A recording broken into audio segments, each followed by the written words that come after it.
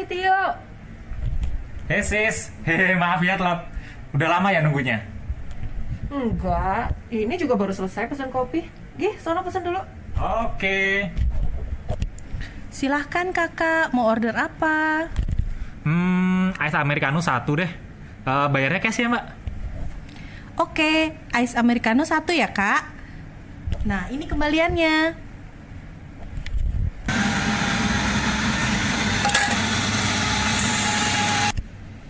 Saldo UE habis. Kok bayarnya masih pakai tunai? Duh, gimana sih ini anak sultan? Anak sultan opo? Jelas-jelas abdi dalam gini loh. Lupa top up aku tuh tadi buru-buru berangkatnya, takut kamu omelin.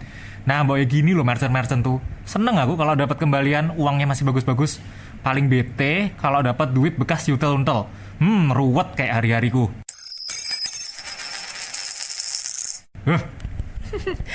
Oh iya, istilahnya uang layak edar atau ULE untuk uang yang masih bagus kayak gini nih.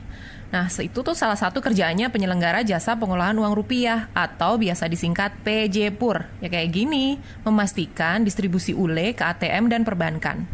Oh, baru tahu aku tuh fungsinya PJPUR. Iya, dan itu juga diawasi loh sama Bank Indonesia. Sama halnya ke penyelenggara jasa sistem pembayaran atau PJSP. Jadi mau pakai tunai maupun non-tunai, pelaku industrinya itu diawasi oleh Bank Indonesia. Supaya industrinya sehat dan masyarakatnya juga merasa aman gitu loh.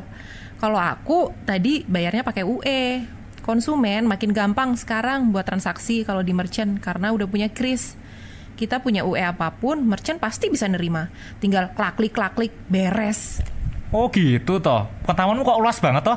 Kirain harimu cuma nonton drakor aja. Hihihi, ngece kamu.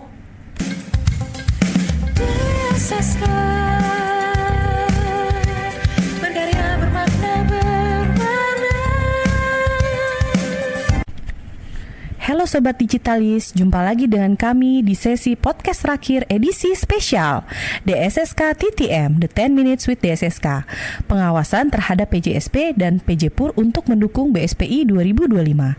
Sekarang kita simak bersama pembicaraan lebih lanjut dengan TTM guest kita, Bapak Prasetyo Hendradi, Direktur DSSK, dan Ibu Ine Yuaniza, Ketua Asosiasi Perusahaan Jasa Pengolahan Uang Tunai Indonesia atau disingkat APJATIN. Dipandu oleh host kita, Mbak Berti Pracimasanti dan Mas Yudo Wijoseno. Selamat pagi Pak Pras dan Bu Ine. Terima kasih sekali atas kehadirannya di podcast edisi spesial DSSK kali ini. Selamat pagi Mbak Berti dan Mas Yudo serta Bu Ine. Semangatnya luar biasa sekali ini ya. Jadi ketularan semangat saya jadinya. Edisi spesial ya. Kalau kayak gado-gado ini telurnya 2 dong. Tapi karetnya 1 aja ya Pak. Jangan terlalu pedes kayak omongan tetangga. Yudo nih malah curhat. Selamat pagi Pak Pras, pagi juga Mbak Berti dan Mas Yudo. Ini suatu kehormatan nih bagi saya bisa diundang untuk menyemarakan edisi spesial podcast DSSK hari ini. Baik Pak Pras dan Ibu Ine, di sesi ini kita mau ngobrolin nih Bu tentang PJPUR sebagai salah satu pelaku di garda depan distribusi uang rupiah. Nah Bu Ine, boleh diceritakan ya Bu, proses distribusi uang layak edar secara nasional itu mekanismenya seperti apa ya Bu? Mekanismenya begini Mas Yudo. Pertama, kami mempunyai kerjasama misalnya dengan bank, perusahaan retail, industri manufaktur. Kemudian ada financial services, perusahaan logistik, di mana mereka semua itu membutuhkan jasa pengambilan atau pengantaran uang. Kemudian uang tersebut dibawa ke kantor PJPUR untuk diolah dengan mesin hitung dan sortasi uang. Nanti dipisahkan itu antara UTLE, ULE, dan UDK sesuai standar Bank Indonesia. Nah, yang UTLE nantinya disetorkan ke Bank Indonesia. Sedangkan ULE-nya bisa didistribusikan kembali. Misalnya untuk pengisian uang di ATM, CDM, CRM miliknya bank atau dilakukan tukab sesuai permintaan dari banknya. Dari 27 PJPUR saat ini ada 400 kantor cabang secara nasional. 90 kantor cabang di Sumatera, kemudian di Pulau Jawa ada 224 kantor, 26 kantor cabang di Kalimantan. Di Bali Nusra itu ada 34 kantor cabang. Di Sulawesi ada 25 kantor cabang dan Maluku Papua ada 7 kantor cabang. Nah, Pak Pras, kalau tadi kan Bu Ine sudah cerita nih tentang proses distribusi ULE. Sebenarnya gambaran umum PJ Pur di Indonesia itu seperti apa sih, Pak? Baik, jadi gini Mbak Berti dan Mas Yudo. Di Indonesia ini totalnya ada 27 PJ Pur yang berizin dari Bank Indonesia. 23 diantaranya memiliki jenis kegiatan yang lengkap, yaitu 4 kegiatan. Baik itu distribusi uang, pemrosesan uang, penyimpanan uang maupun pengisian dan pengambilan atau pemantauan kecukupan uang di mesin ATM, CDM, dan CRM. Semuanya rupiah ya. Nah, Bank Indonesia ini memberikan izin dengan mempertimbangkan aspek umum dan aspek kelayakan. DSSK itu bertanggung jawab untuk melakukan pengawasan langsung dan tidak langsung kepada 27 PJ Pur tersebut. Untuk pengawasan tidak langsung, sesuai PBI yang berlaku, PJ Pur wajib menyampaikan laporan berkala kepada DSSK. Apa aja tuh Pak misalnya laporannya? Wah ya macam-macam. Ada laporan kegiatan jasa pengolahan uang rupiah, laporan keuangan audited, laporan audit internal, kemudian laporan informasi perseroan terbatas, serta rencana bisnis PJ Pur dan beberapa laporan lainnya. Dari laporan-laporan yang disampaikan itu akan menjadi analisa awal untuk melakukan pengawasan. Oh, jadi gitu ya Pak, bentuk pengawasan PJ Pur yang dilakukan oleh DSSK. Nah, ini misalkan nih Pak, kan ada PJ Pur punya kantor pusat di Jakarta. Itu kan biasanya juga punya kantor cabang Pak di daerah-daerah. Nah, untuk yang di daerah itu jadi kewenangannya DSSK apa bukan Pak untuk pengawasannya? Nah, sejak awal tahun 2020 ini, pengawasan PJ Pur bukan hanya dilakukan oleh DSSK, namun juga oleh teman-teman di seluruh KPWDN. Sebelumnya, kewajiban pengawasan PJ Pur itu hanya ada di DSSK, KPWDN Jabar, KPWDN Jawa Timur, karena sesuai dengan kedudukan kantor pusatnya masing-masing. Nah, sekarang pengawasan PJ Pur sudah diperluas ke seluruh KPWDN. Semua KPWDN itu maksudnya dari Tier A sampai Tier D gitu Pak? Betul, Mbak Berti. Nah, DSSK saat ini sedang menyusun pedoman pengawasan PJ Pur untuk teman-teman KPWDN itu. Tentu dengan mempertimbangkan masukan dari satker-satker seperti DMST, DPU, DR, dan KPWDN sendiri. Kedepan, pelaksanaan pengawasan di KPWDN akan selalu dikoordinasikan dengan DSSK selaku satker koordinator pengawasan PJ Pur.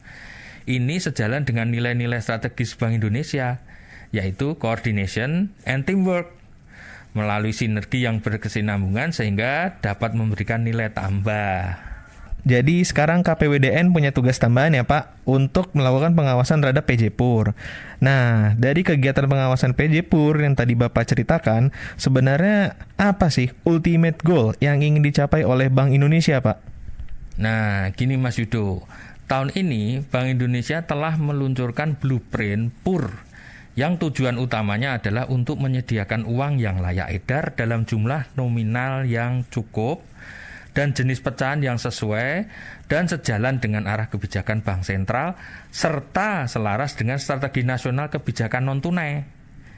Untuk itu, DSSK bertanggung jawab antara lain untuk memastikan PJ Pur itu memenuhi standar kualitas uang rupiah yang ditetapkan Bank Indonesia, menggunakan sarana prasarana yang telah memenuhi standar yang ditetapkan Bank Indonesia pula, dan memiliki manajemen risiko yang diterapkan secara efektif. Dalam hal ini, termasuk pula memantau kewajiban PJ Pur yang melakukan kegiatan pemrosesan uang untuk memastikan tidak terdapat uang rupiah yang diragukan keasliannya dalam uang hasil pemrosesan yang didistribusikan. Bu Ina, tadi kan Pak Pras sudah cerita banyak nih tentang pengawasan PJ Pur. Ada nggak Bu impact yang dirasakan industri PJ Pur sendiri dengan adanya pengawasan dari DSSK itu? Wah, pastinya akan ada impact yang cukup signifikan ya jika ada peraturan khusus terkait pengawasan PJPUR ke depannya. Bahkan sejak industri ini diatur Bank Indonesia pada akhir tahun 2016 saja sudah banyak sekali perubahan. Ditambah lagi dengan pengawasan melekat yang dilakukan baik langsung maupun tidak langsung oleh Bank Indonesia. Hal itu membuat teman-teman PJPUR berupaya keras untuk mematuhi semua ketentuannya, tentu dengan menertibkan misalnya administrasi perusahaan, kemudian kecukupan prosedur, dan meningkatkan pengawasan internal, sehingga menjadi lebih baik. Nah, ini tentu untuk kebaikan PJPUR itu sendiri dan industri secara menyeluruh. Baik Bu Ine, dari penjelasan Ibu, kesimpulannya kesamaan pemahaman antara regulator dan industri itu penting ya Bu ya. Pada akhirnya, semua yang kita lakukan ini juga tujuannya sebenarnya untuk kepentingan negara, mengingat rupiah merupakan salah satu simbol kedaulatan negara yang wajib dihormati dan dibanggakan oleh seluruh warga negara Indonesia. Pak Pras, sebagai penutup sesi diskusi kali ini, apakah ada yang masih ingin disampaikan, Pak? Ya, jadi ketersediaan uang dalam jumlah nominal yang cukup, jenis pecahan yang sesuai, dan kondisi yang layak edar penting untuk dijaga. Itulah esensi dari Blueprint PUR. DSSK sebagai satuan kerja yang melaksanakan fungsi Center of Excellence Surveillance dan pengawasan, serta profesional dan senantiasa mengedepankan service excellence, berupaya untuk melakukan pengawasan kepada PJPUR agar desired state 2025 terkait kualitas uang beredar dan threshold rasio temuan uang yang diragukan keasliannya dapat tercapai. Itulah bentuk pelaksanaan mandat yang dilaksanakan dengan penuh dedikasi dan tanggung jawab. Dengan demikian, pada akhirnya apa yang dilakukan DSSK ini ditujukan untuk public interest, untuk melindungi kepentingan bangsa dan negara. Baik, Pak Pras dan Ibu Ine. Sekali lagi terima kasih atas kesediaannya untuk berbagi pada pagi hari ini. Semoga senantiasa diberikan kelancaran dalam tugas dan sehat selalu ya Pak, Bu. Amin.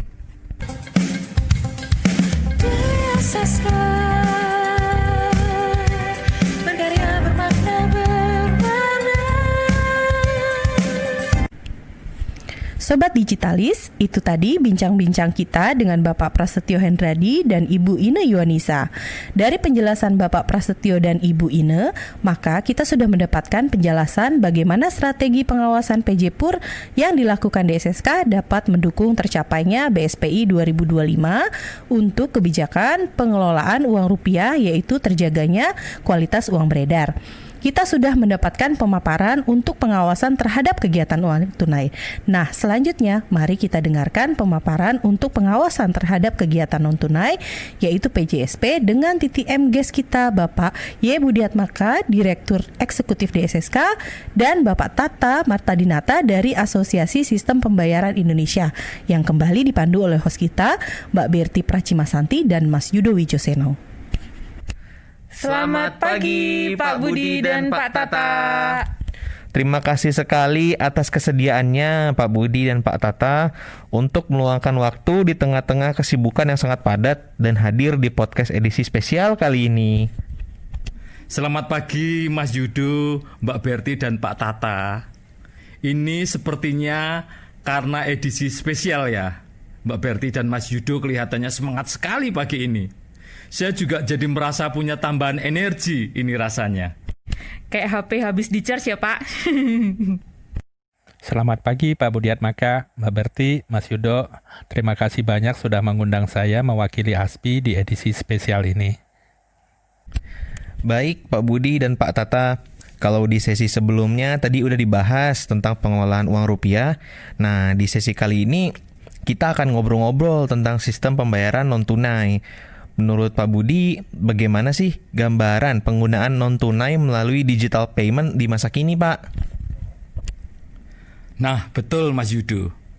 Tidak dapat dipungkiri bahwa beberapa tahun terakhir ini sistem pembayaran non-tunai yang sebagian besar dilakukan melalui perangkat digital, utamanya uang elektronik, berkembang dengan sangat pesat.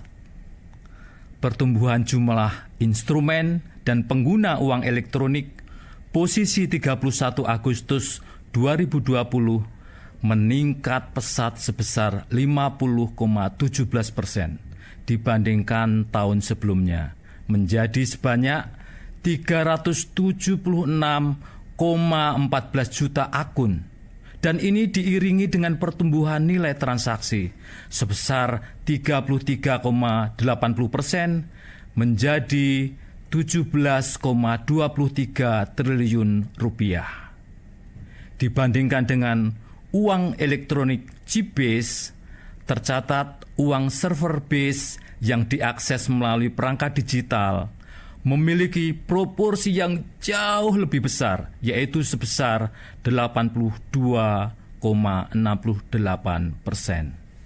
Wow, peningkatannya luar biasa sekali ya Pak dibandingkan periode yang sama tahun sebelumnya. Betul Mbak Berti. Nah, untuk instrumen sistem pembayaran non-tunai, selain uang elektronik, juga tumbuh secara positif. Seperti misalnya jumlah kartu ATM atau kartu debit posisi 31 Agustus 2020 tumbuh sebesar 14,38% year on year menjadi 192,7 juta kartu dengan nilai transaksi sebesar 579,78 triliun rupiah. Sementara yang relatif stabil itu adalah jumlah kartu kredit. Ini per Agustus 2020 pertumbuhannya hanya sebesar 0,57% year on year menjadi 17,2 juta kartu, dan ini diiringi dengan perlambatan pertumbuhan transaksi baik secara volume transaksi sebesar minus 21,01% year on year dan nilai transaksi sebesar minus 38,97% year on year. Tentu dari data tersebut terlihat adanya pergeseran preferensi masyarakat di dalam penggunaan instrumen pembayaran non-tunai. Nah, pertumbuhan instrumen sistem pembayaran non-tunai yang pesat saat ini tentu kita harapkan tidak hanya pertumbuhan sesaat saja, namun tentu itu merupakan pertumbuhan yang sustain seiring dengan perkembangan teknologi dan inovasi model bisnis industri.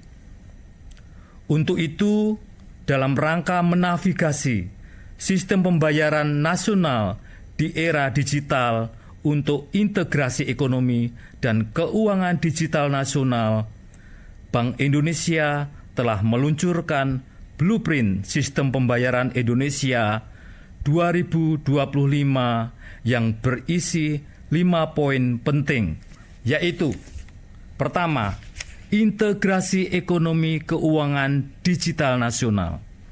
Yang kedua, digitalisasi perbankan. Yang ketiga, interlink antara fintech dengan perbankan. Dan yang keempat, keseimbangan antara inovasi dengan consumer protection, integritas dan stabilitas, serta persaingan usaha yang sehat. Dan yang terakhir atau yang kelima, menjamin kepentingan nasional dalam ekonomi keuangan digital antar negara. Wah, terima kasih banyak Pak Budi, informasinya lengkap sekali, clear and clean. Nah, Pak Tata, kalau menurut Bapak, bagaimana pandangan ASPI terhadap BSPI 2025, Pak? Mengenai BSPI 2025, ASPI tentu sangat mendukungnya, Mas Yudo. Sedikit mengutip apa yang disampaikan oleh Pak Anggoro, Ketua Umum ASPI, ketika event eksekutif gathering ASPI Februari lalu di Bali, yang juga dihadiri oleh Pak Ferry selaku Gubernur Bank Indonesia, dan Pak Budiatmaka ikut juga hadir ya Pak, sebagai tamu undangan ASPI. Pak Anggoro menyampaikan ASPI siap menjadi ujung tombak transformasi pembayaran digital nasional. Untuk itu, secara proaktif sejak 2018, ASPI telah melakukan kajian dan studi yang mencakup survei atau interview pelaku industri, validasi arah strategis, serta kajian terhadap global payment industry. Ringkasan hasil studi ASPI ini telah dikonsultasikan dengan Bank Indonesia dan juga dipaparkan kepada anggota ASPI dengan maksud agar kolaborasi dan prioritas sumber daya industri dapat disiapkan dan diselaraskan bagi pencapaian 5 visi BSPI 2025. Selain itu, ASPI juga telah melakukan penyesuaian kepengurusan dalam rapat umum anggota ASPI bulan Agustus lalu. Penyesuaian ini diharapkan akan lebih memudahkan ASPI untuk berkoordinasi dengan Bank Indonesia dalam rangka implementasi dari BSPI 2025. Jadi pada intinya industri itu sangat mendukung BSPI 2025 ya Pak, karena memang sejalan dengan perkembangan era digitalisasi. Nah, kalau sampai saat ini Pak, bentuk-bentuk koordinasi antara ASPI dan BI terutama di SSK itu apa aja ya Pak contohnya? Cukup banyak Mbak Berti, saya sampaikan beberapa contoh ya. Misal untuk implementasi GPN, ASPI ikut aktif dalam pengembangan kartu GPN, kartu dengan logo Garuda ya, dan interkoneksi transaksi kartu debitnya. Selain pengembangan, ASPI juga berkoordinasi dengan BI untuk membuat program sosialisasi dan edukasi untuk mendorong implementasi GPN tersebut standar, serta menyampaikan pendapat kepada DSSK atas permasalahan tersebut. Dalam pengembangan standar Open API yang juga sedang berjalan, teman-teman dari DSSK juga selalu hadir dalam meeting working group Open API ASPI, baik di sisi working group teknis maupun working group tata kelola. Teman-teman DSSK sangat aktif dalam memberikan masukan dan pandangannya. Lalu dalam pengembangan KRIS, Merchant Presented Mode yang bulan November ini sudah ada 5 juta merchant, ASPI juga selalu berkoordinasi erat dengan BI termasuk dengan DSSK. Koordinasi telah berjalan sejak awal working group KRIS dibentuk dulu pada saat proses pengembangan, pengujian, serta monitoringnya. Begitu juga dengan program KRIS Customer Presented Mode yang sekarang sedang masa pengujian di sandbox. Ternyata sudah banyak sekali ya Pak Tata koordinasi yang dilakukan antara ASPI dan DSSK. Nah Pak Budi, peningkatan pemanfaatan digital payment ini kan akhir-akhir ini sayangnya juga jadi sasaran para fraudster ya Pak. Kalau dari sudut pandang DSSK sebagai pengawas sistem pembayaran, ini sebenarnya terjadi karena apa ya Pak? Memang kasus-kasus transaksi melalui digital sangat rentan menjadi sasaran fraudster dan kemudian heboh di media sosial. Fraudster memanfaatkan kelemahan pada aplikasi atau sistem monitoring penerbit uang elektronik. Namun demikian, penyelenggara jasa sistem pembayaran wajib memastikan bahwa kelemahan ini tidak memberikan dampak kerugian kepada pengguna akun atau merchant. Oleh karena itu, penyelenggara jasa sistem pembayaran wajib meningkatkan kepekaan dan kewaspadaan terhadap unknown risk di setiap proses sistem pembayaran digital yang terbilang masih baru ini. Disinilah peran DSSK menjadi krusial untuk memastikan manajemen risiko seluruh penyelenggara jasa sistem pembayaran berizin dapat diimplementasikan secara memadai. Kalau begitu, pengawas PJSP itu harus benar-benar mengawasi secara ketat ya Pak, supaya kasus-kasus pada digital payment itu minimal. Lalu kira-kira apa aja Pak yang sudah dilakukan DSSK untuk memastikan PJSP memperhatikan risiko-risiko yang dapat timbul dalam digital payment? Banyak Mbak. DSSK setiap tahun melakukan focus group discussion dengan industri untuk memperoleh gambaran risiko atau permasalahan yang sedang terjadi di industri serta mitigasi yang harus dilakukan oleh industri. Terakhir yang dilakukan oleh DSSK adalah melakukan sosialisasi mengenai sistem pembayaran kepada seluruh penyelenggara jasa sistem pembayaran dan asosiasi-asosiasi terkait di Indonesia pada bulan Oktober kemarin. Untuk day-to-day-nya, PJSP selalu melakukan diskusi dengan pengawas apabila terdapat permasalahan-permasalahan yang membutuhkan arahan dari pengawas. Dalam hal ini, di SSK juga senantiasa mengingatkan PJSP yang sebelumnya sangat tidak aware dengan ketentuan Bank Indonesia agar dalam penyusunan proses bisnisnya selalu memperhatikan ketentuan Bank Indonesia.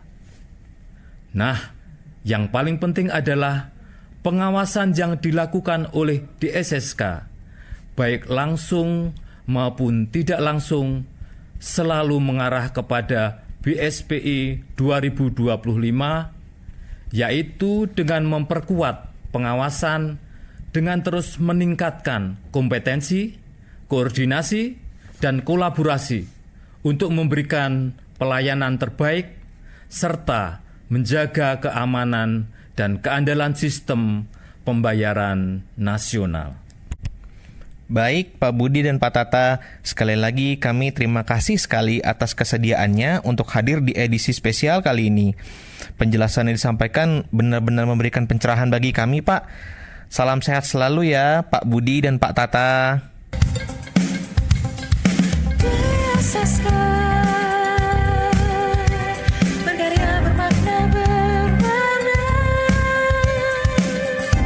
Baiklah Sobat Digitalis, itu tadi bincang-bincang kita dengan Bapak Y. Budiatmaka, Direktur Eksekutif DSSK, dan Pak Tata Martadinata dari ASPI. Sebelumnya kita juga telah mendengarkan penjelasan dari Bapak Prasetyo Hendradi dan Ibu Ine Yuanisa mengenai peran pengawasan PJPur. Peran DSSK sebagai Center of Excellence pengawasan PJSP dan PJPur sangat mendukung arah kebijakan Bank Indonesia dalam BSPI 2025, sehingga diperlukan penguatan pengawasan dengan meningkatkan kompetensi dan kemampuan dari pengawas. Demikian, terima kasih kami ucapkan kepada Sobat Digitalis yang selalu setia mendengarkan TTM DSSK, The 10 Minute with DSSK. Salam PS5! Sis, tolong top up saldo UE ku dong pakai M-Banking kamu. Nanti aku transfer deh lewat ATM. Iya, boleh. Tapi bayarnya nanti udah plus bunga ya. Hehe. Bunga mawar boleh nggak? Di KT aku Susana. Udah ya? Udah aku top up tuh. Yuk buruan selesain tugas kita. Oke, tarik sis. Semongko.